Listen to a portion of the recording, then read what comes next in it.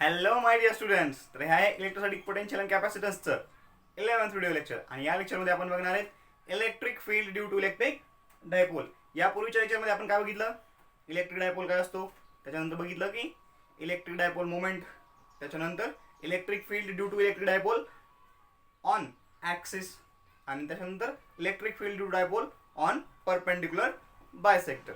ठीक आहे, बघा आपण थोडक्यात सांगतो पटकन काय काय बघितलं.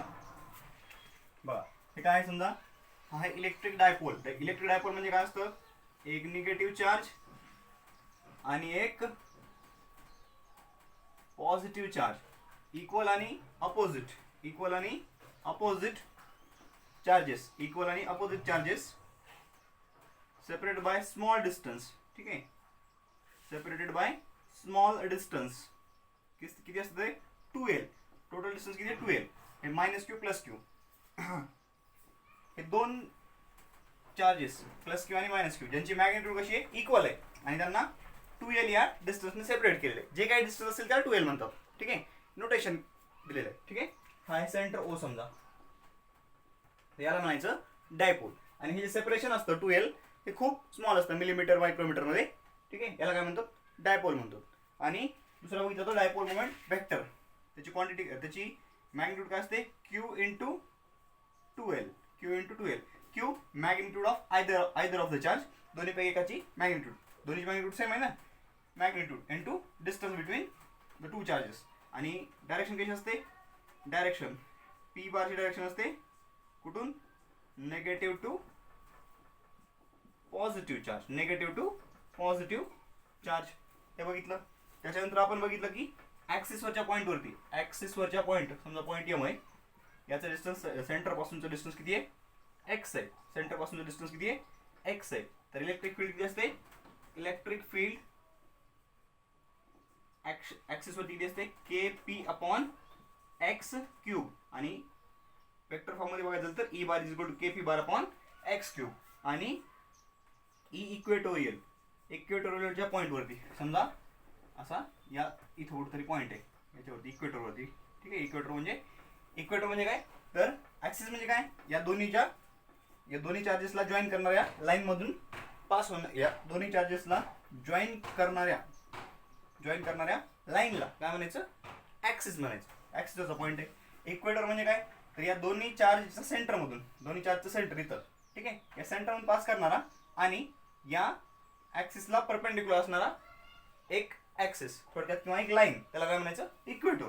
इक्वेटरचा जो पॉईंट असला तर या ठिकाणी इलेक्ट्रिक फील्ड किती असते, या अशी असते, हे बघितलं आपण. मग किती असते ती, kp minus kp bar upon x cube अशी असते. आणि अजून काय बघितलं होतं, मॅग्निट्यूड वाईज बघितलं तर axial electric field is equal to 2 times E equatorial. म्हणजे ऍक्सिसवरची इलेक्ट्रिक फील्ड इक्वेटरवरच्या इलेक्ट्रिक फील्ड पेक्षा दोन पट म्हणजे दुप्पट असते. ठीक आहे, E axial is equal to 2 times E equatorial. इथपर्यंत आपण बघितलं होतं, बरोबर आहे.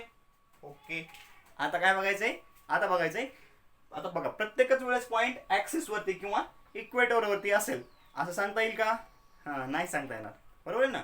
प्रत्येकच वेळेस पॉईंट ऍक्सिस वरती किंवा इक्वेटर वरती असेल असं सांगता येत नाही. तर मग तो कुठेही असू शकतो. मग ज्या वेळेस पॉईंट कुठेही असेल त्यावेळेस इलेक्ट्रिक फील्ड कशी काढायची ते आता आपल्याला बघायचे. ठीक आहे, चला शॉर्टकट मध्ये हे आपण गेले लेक्चर, अगोदरचं लेक्चर रिवाइज केलं आपण. ठीक आहे, आता अरेच्या गेली लाईट. ठीक आहे, थोडं थांबतो मी, तोपर्यंत हे पॉज करून लिहून घ्या. Pause the video and note it down. My dear students, I am very sorry, really sorry for the disturbance, but I could not do anything about that.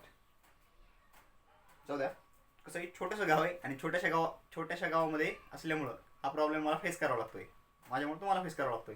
काय की इलेक्ट्रिसिटी कंटिन्युअसली राहतच नाही, सारखंच जाते. माहिती आहे आपल्याला, महावितरणचा कारभार आहे, एकदम भोंगळ कारभार असतो यांचा. चला बघा, जाऊ द्या, असू द्या. छोटे बड़े बड़े शहरों में छोटी छोटी बातें होती रहती है. आजकल छोटे छोटे गाँव में भी बड़ी बड़ी बातें हो रही है. काय होईल आता, कुठपर्यंत आलो आपण, हां ठीक आहे. गेल्या वेळेस म्हणजे या अगोदरचं लेक्चर आपण रिवाइज केले. आता आजचं लेक्चर स्टार्ट करू. ठीक आहे, चला आता काय बघायचं मग. आता electric field due to electric dipole. हां, कुठं आता at any point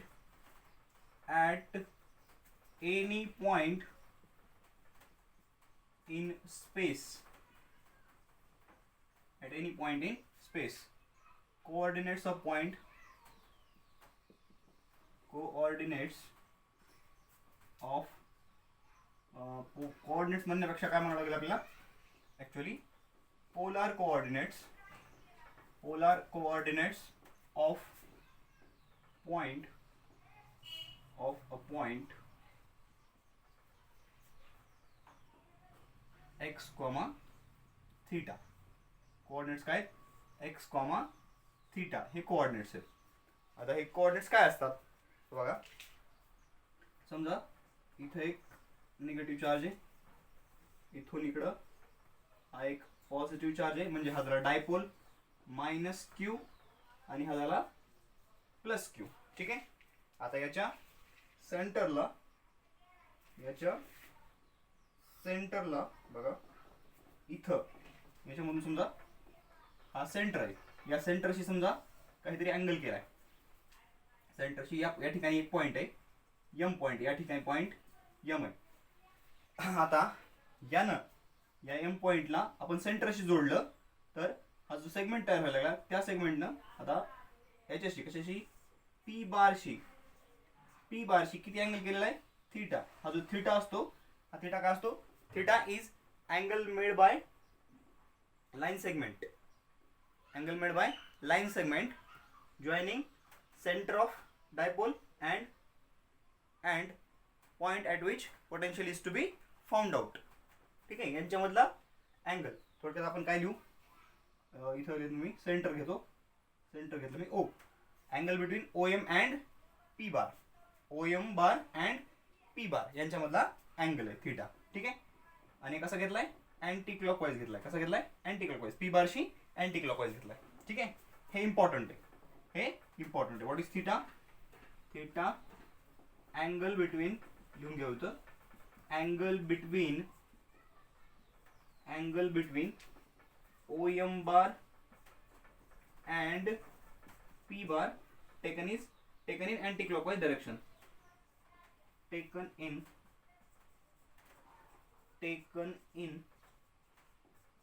anti-clockwise direction.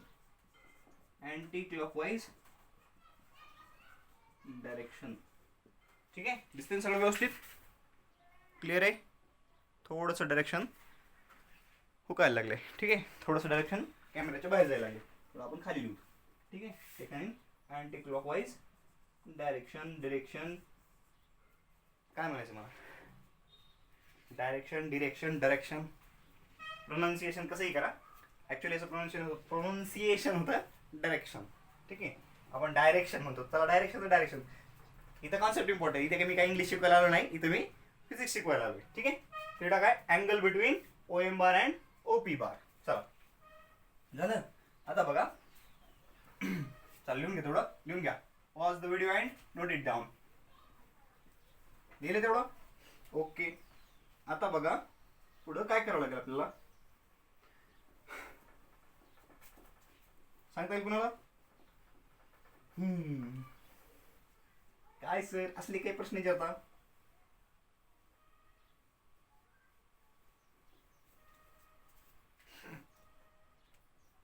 सांगता येईल का. हा चला बघा काय करायचं आपल्याला. या पॉइंटला आपल्याला इलेक्ट्रिक फील्ड काढायची आहे. ठीक आहे, कशी काढणार बघा, थोडंसं लक्ष द्या व्यवस्थित. आता बघा आपण काय करतो, आपण काय करणार आहे, हा जो पी बार आहे, या पी बारला आपण 2 कंपोनेंट मध्ये डिवाइड करणार आहे. ठीक आहे, चला बघा लिहा, माझ्यासोबत लिहा. In order to find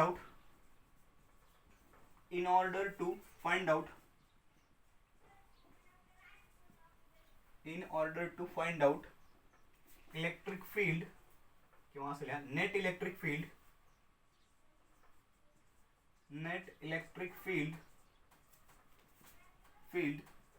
at m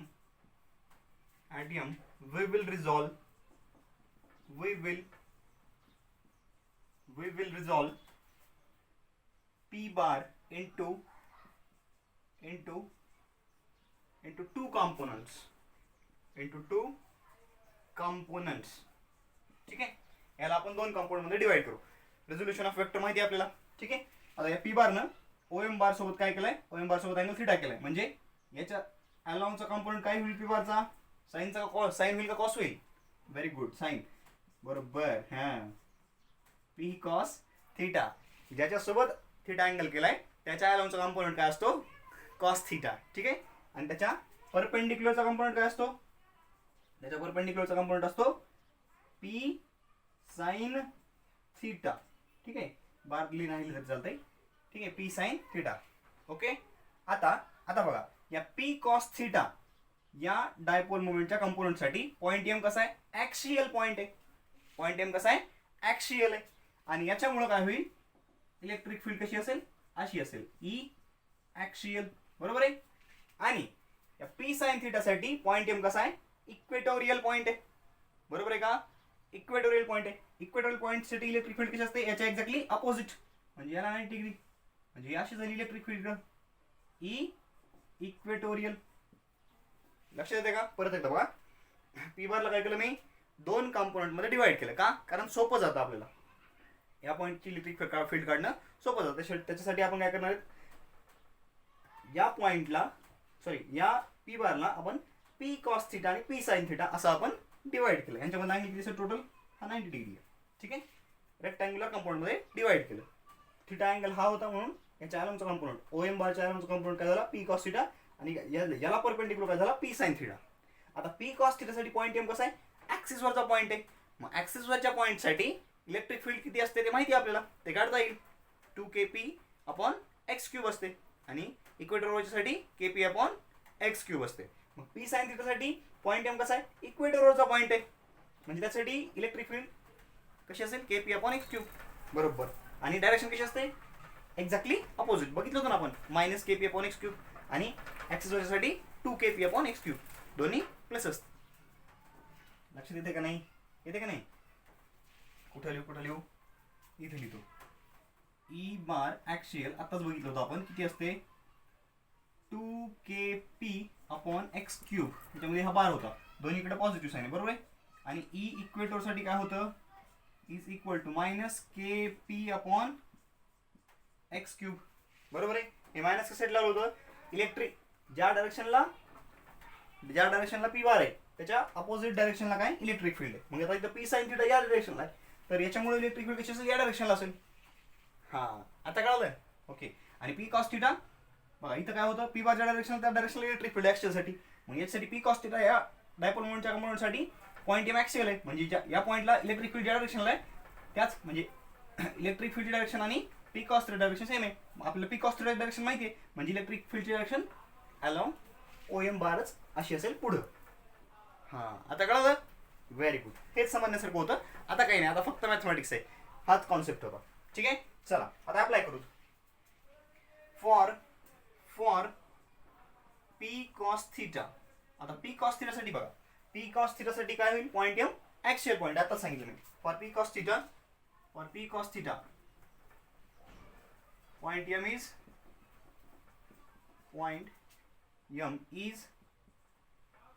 axial point. Point M is काय, हा कसला पॉइंट आहे, ॲक्सियल पॉइंट आहे. Hence E axial is equal to, आता बघा, kp ॲक्सियल साठी फॉर्म्युला काय, 2kp/x³ आहे, ठीक आहे. मॅग्निट्यूड घ्यायला लागलो मी, 2k. आता p च्या ठिकाणी काय आहे, p cos थीटा, म्हणजे काय, 2kp cos theta upon x³. हे डिस्टन्स किती आहे, हा एक सांगायचं राहिलं, हा पॉइंट, हा अँगल थीटा आहे, आणि हे डिस्टन्स x आहे, डिस्टन्स x आहे. x काय, what is x? x is distance of point from centre of dipole. Distance of point from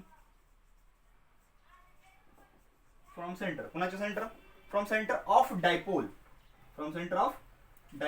लिहून घ्या. फ्रॉम वर लिहितो वाटलं तुम्ही, फ्रॉम सेंटर ऑफ डायपोल दिसणार नाही ते, फ्रॉम सेंटर ऑफ डायपोल, कुठून, डायपोलच्या सेंटर पासूनचा डिस्टन्स आहे. क्लिअर आता, ओके चला आता बघा पुढचं. For P sine theta point M is equatorial point. Point M is equatorial point. बरोबर आहे की नाही? हा लक्षात येते ना? व्हेरी गुड, एकदम नंबर 1 लक्ष देते. चला असंच लक्ष देत जा, फिजिक्स आवडायला लागेल. ठीक आहे. चला के आता पीच्या ठिकाणी काय येईल बघा, इथं हा वेक्टर फॉर्म मध्ये मायनस आहे. जर मॅग्निट्यूडच्या फॉर्म मध्ये लिहिलं तरी मायनस निघून जाईल. मॅग्निट्यूडच्या फॉर्म मध्ये हे इक्वेशन असेल. ठीक आहे. अगोदर आपण मॅग्निट्यूड बघणार. इथे बघा E control K P upon X cube होतं. इथं पीच्या ठिकाणी काय येईल? P sine theta. K P sine theta upon X cube. ठीक आहे. आता ही आली ऍक्सियल, ही आली इक्वेटोरियल. ही आली ऍक्सियल, ही आली इक्वेटोरियल फील्ड. पण आता ऍक्सियल इकडे, इक्वेटोरियल इकडे. नेट इलेक्ट्रिक फील्ड कशी असेल? दोन्हीच्या मध्ये कुठतरी असेल. आपल्याला माहित नाही कशी असेल ती. आपण गृहीत धरू की नेट इलेक्ट्रिक फील्ड काय करते? Net electric field E net electric field E axial सोबत अल्फा एवढा अँगल बनवते. ई ऍक्सियल सोबत गृहीत धरता येतो, ई इक्वेटोरियल सोबत सुद्धा गृहीत धरता येतो. आपण कशासोबत गृहीत धरायला लागलो ते इम्पॉर्टंट आहे. पण कारण या दोन्ही मधला अँगल 90 आहे. तुम्ही याच्यामधला अँगल काढला तर इथला अँगल आपल्याला काढावाच लागतो. ठीक आहे का? कारण आपण इलेक्ट्रिक फील्ड डायरेक्शन कशाच्या विथ रिस्पेक्ट मध्ये सांगणार आहेत? पी बारच्या विथ रिस्पेक्ट मध्ये सांगणार की पी बार सोबत नेट इलेक्ट्रिक फील्ड कितीचा अँगल करते. पहिल्यांदा तर काय हे थीटा आहे. आता इथून इकडे येणार आहे इलेक्ट्रिक फील्ड. म्हणजे थीटा मध्ये हा अँगल काय करावा लागेल? ऍड करावा लागेल. म्हणजे नेट इलेक्ट्रिक फील्ड पी बार सोबत किती अँगल करते ते मिळेल आपल्याला. हा कळले? Very good. चला बघा मग आता काय होईल? हेन्स अगोदर नेट इलेक्ट्रिक फील्ड काढून घेऊ. Hence E net is equal to, important काय बघा, ई ऍक्सियल आणि ई नेट काय आहेत? एकमेकांना परपेंडिक्युलर. त्याच्यामुळे ई नेट कशी मिळेल आपल्याला? बघा दोन वेक्टर मधला अँगल थीटा असेल. हा थीटा, हा वेक्टर ए बार आहे, हा वेक्टर बी बार आहे. तर यांचा रिझल्टंट कसा काढतात? यांचा रिझल्टंट ठीक आहे असा काहीतरी आहे. समजा हा झाला सी बार. कसा काढतात? सी ची मॅग्निट्यूड कशी काढतात? Root of A square plus B square plus 2ab cos theta. हा फॉर्म्युला असतो. बरोबर आहे का? हा तर हाच फॉर्म्युला इथं यूज केला तर काय होईल बघा. या दोन्ही मधला अँगल किती आहे? 90 डिग्री आहे. कॉस 90 किती असतो? 0. म्हणजे ही पूर्ण टर्म काय होईल? 0 होऊन जाईल. म्हणजे फक्त काय येईल? ए स्क्वेअर प्लस बी स्क्वेअर म्हणजेच E axial square plus E equatorial square. Clear आहे? ई नेट काय? E axial square plus E equatorial square. समजलं? चला pause the video and note it down. इथपर्यंत लिहिलं. आता याच्या फक्त किमती ठेवून द्या. किमती ठेवल्या. आता मी पूर्ण मोडतो वरचा. ठीक आहे, सगळंच मोडायचं मला. लिहून घ्या पटकन. Pause the video and note it down. खालडा पटकन. चला लिहिलं. आता मी इथून वरचं सगळंच मोडतो. ठीक आहे, इतकं वरचं सगळंच मोडतो मी. हा आता या किमती ठेवून द्या. ठेवा बरं. सॉल्व करा तुमचं तुम्ही म्हणा ना. आता आलं पाहिजे. आता 12वी आता झाली आहे. ठीक आहे, 12वी झाली तुमची. आता तुम्हाला हे यायला पाहिजे. आता नीटची एक्झाम द्यायची. बरोबर की नाही? मग हे आलंच पाहिजे. इतकं तर मॅथमॅटिक्स आलंच पाहिजे. चला फिगर नाही म्हणून जमणार.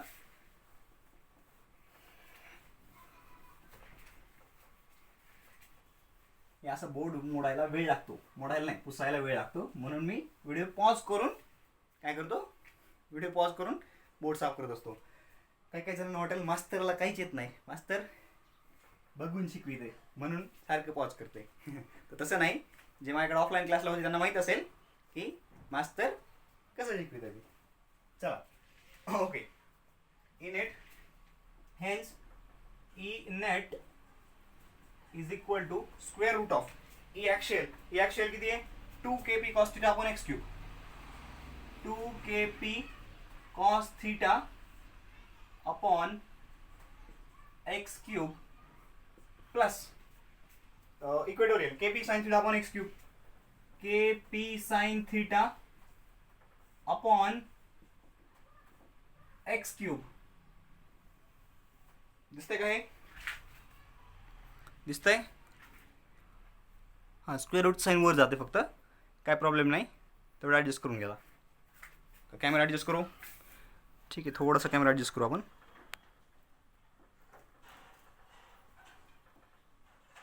हां ठीक आहे. आता चला त्याला सॉल्व करू.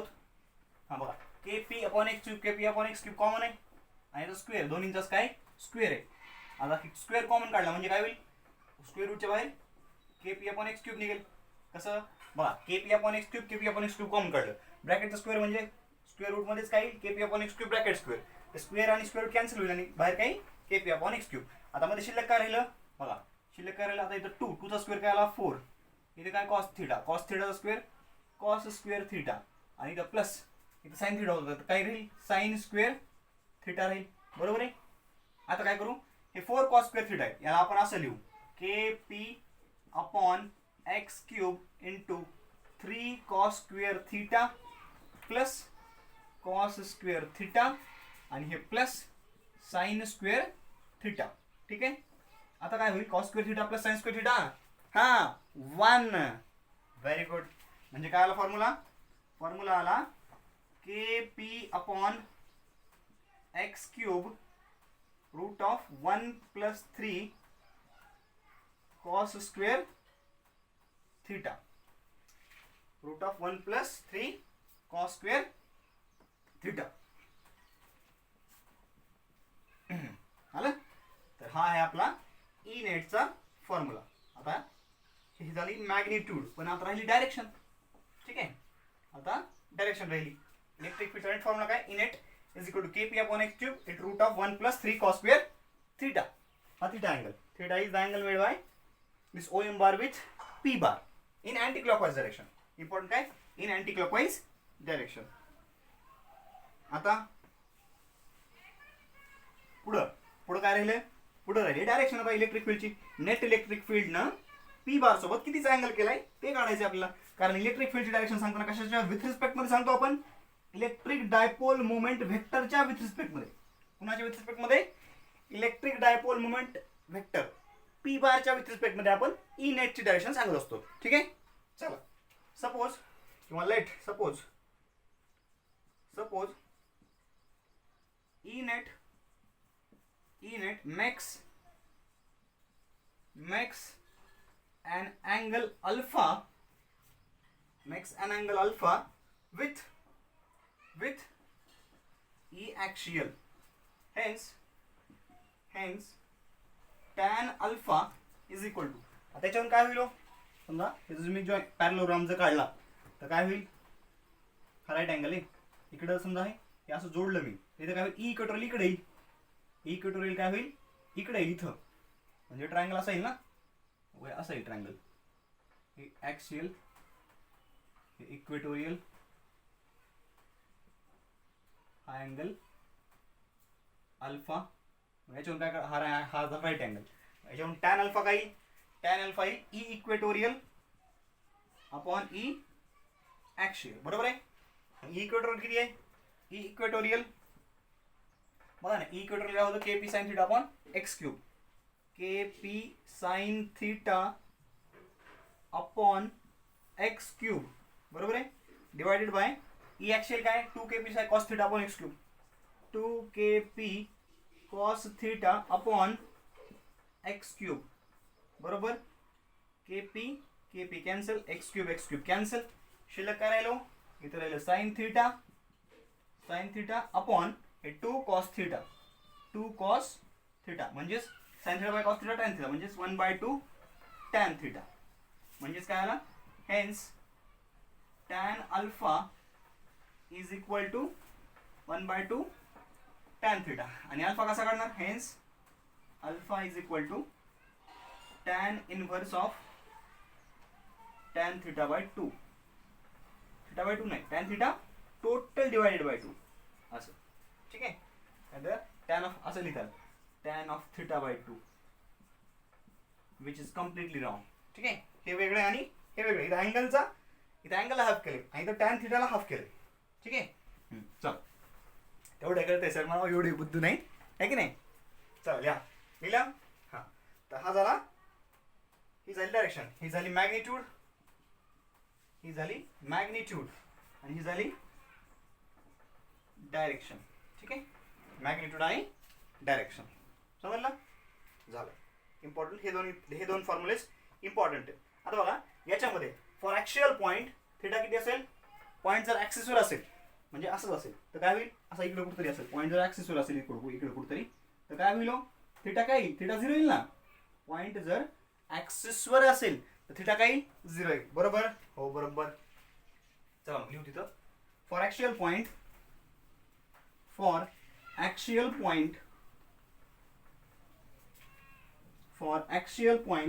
theta is equal to 0. For actual point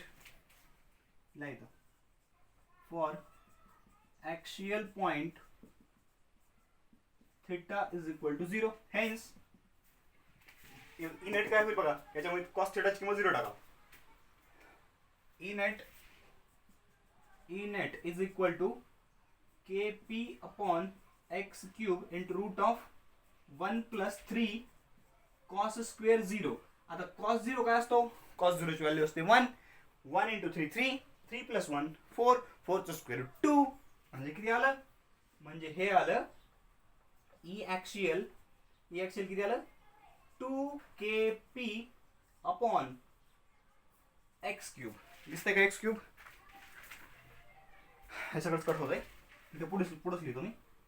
ठीक आहे, इथं ई नेटच्या ठिकाणी डायरेक्टच ई ॲक्शियल लिहून काढतो. ठीक आहे, म्हणजे काय इथं 2kp अपॉन एक्स क्यूब दिसतंय का?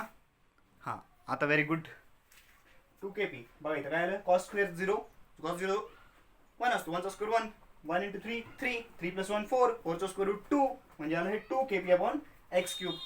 And that was the formula of E axial we have derived earlier.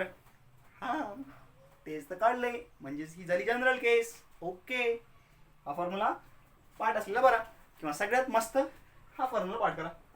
पण इथे थिटा टाकावं लागेल. पण प्रत्येक वेळेस असं म्हणतील असं नाही ना. थिटा प्रत्येक वेळेस पोलर कोऑर्डिनेट एक्स थिटा दिलेले असतील असं नाही. तर कधी म्हणतील ॲक्सियलवर आहे, कधी म्हणतील इक्वेटरवर आहे. त्याच्यामुळे आपल्याला इक्वेटरवरचा आणि ॲक्सियलचा फॉर्म्युला सेपरेटली पाठ पाहिजे. कळलं का? ओके, चला हा झाला ॲक्सियल पॉईंट. आता तेच जर इक्वेटोरियल पॉईंट असतं फॉर इक्वेटोरियल पॉईंट लिहा. फॉर इथंच मी इथंच लिहिणार आहे. For equatorial point for equatorial point. आता इक्वेटोरियल पॉईंट साठी थिटा किती असतो? 90 डिग्री. बरोबर आहे, 90. आता बघा cos 90 किती असेल? cos 90 असतो 0 0 0 चा स्क्वेअर 0 0 into 3 0 0 plus 1 1 1 चा स्क्वेअर रूट 1 म्हणजे काय आलंय? हे आलं kp अपॉन एक्स क्यूब. हां, आणि which was the formula we derived for E equatorial. आला तोच फॉर्म्युला. ठीक आहे, म्हणून ही काय झाली? ही झाली general case. E net is equal to kp upon x cube square root of 1 plus 3 cos square theta where theta is angle between OM bar and P bar. What is M? Point where electric field is to be found out. O is center of dipole and P bar is electric dipole moment vector. Okay, चल very good. तर ही झाली electric field due to electric dipole. Clear आहे? चला हे lecture मी इथं थांबवतो. हे शॉर्ट लेक्चर होतं एकदम. नेक्स्ट लेक्चरमध्ये आपण बघणार आहेत electrostatic potential due to electric dipole. ठीक आहे, आणि त्याच्यामध्ये पण आपण अशाच 3 केसेस करणार आहोत. चला कळलं? चला अभ्यास करत राहा आणि आनंदी राहा.